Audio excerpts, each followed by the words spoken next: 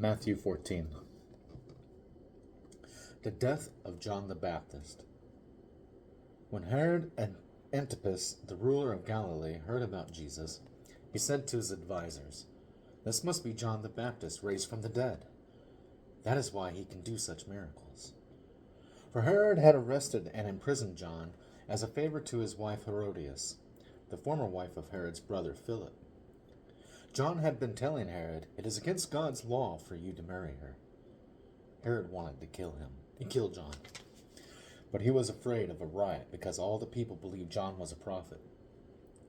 But at a birthday party for Herod, Herodias' daughter performed a dance that greatly pleased him, so he promised with a vow to give her anything she wanted. At her mother's urging, the girl said, "I want the head of John the Baptist on a tray." Then the king regretted what he had said, but because of the vow he had made in front of his guests, he issued the necessary orders. So John was beheaded in the prison, and his head was brought on a tray and given to the girl, who took it to her mother. Later, John's disciples came for his body and buried it. Then they went and told Jesus what had happened. Jesus feeds 5,000. As soon as Jesus heard the news, he left in a boat to a remote area to be alone. But the crowds heard where he was headed and followed on foot from many towns. Jesus saw the huge crowd as he stepped from the boat, and he had compassion on them and healed their sick. That evening the disciples came to him and said, "This is a remote place, and it's already getting late. Send the crowds away so they can go to the villages and buy food for themselves." But Jesus said, "That isn't necessary. You feed them." "But we have only 5 loaves of bread and 2 fish," they answered. "Bring them here," he said. Then he told the people to sit down on the grass. Jesus took the 5 loaves and 2 fish, looked up toward heaven, and blessed them. Then, breaking the loaves into pieces, he gave the bread to the disciples, who distributed it to the people.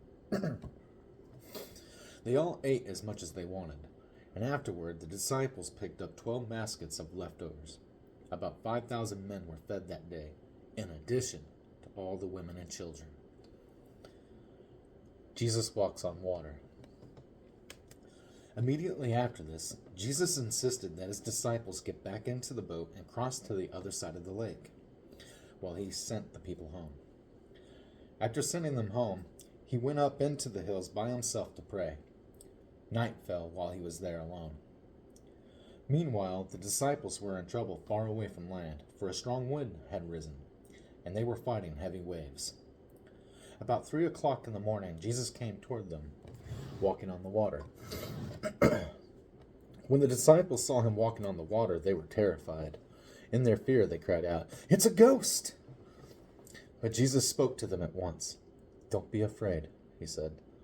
"Take courage, I am here."